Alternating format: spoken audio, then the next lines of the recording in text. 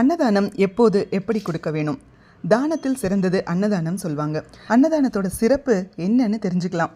ஒருவர்கிட்ட பொன் பொருள் ஆடை ஆபரணங்கள் பணம் கொடுத்தால் இன்னும் கொஞ்சம் தரலாமே அப்படின்னு மனம் எதிர்பார்க்குமே தவிர போதும்னு சொல்வதே இல்லை. ஆனால் சாப்பிடும்போது வயிறு நிறைந்தவுடன் போதும் என்று கட்டாயம் சொல்லித்தான் ஆக வேண்டும்.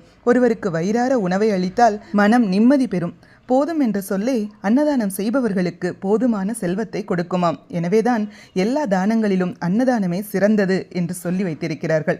அன்னதானம் செய்யும் போது பிறர் போதும் என்று சொல்லும் அளவிற்கு செய்ய வேண்டும். அன்னதானம் செய்பவர்கள் தங்கள் கரங்களால் பரிமாறுவதே சிறப்பு. பெரிய அளவிற்கு அன்னதானம் செய்ய முடியாதவர்கள் கூட சிறிய அளவில் தங்களால் முடிந்ததை செய்யலாம். வாரம் ஒருவருக்கு அல்லது மாதம் ஒருவருக்கு கூட உணவு வழங்கலாம். வருடம் ஒருமுறை விழாக்களை முன்னிட்டு அன்னதானம் வழங்கலாம். அன்னதானம் செய்பவர்களின் வாழ்க்கையில் பசி பிணி என்பதே வராது. இறைவனின் பரிபூரண அருளும் கிடைக்கப்பெறும். இந்த நாள் மகிழ்ச்சியான நாளாக அமையட்டும்.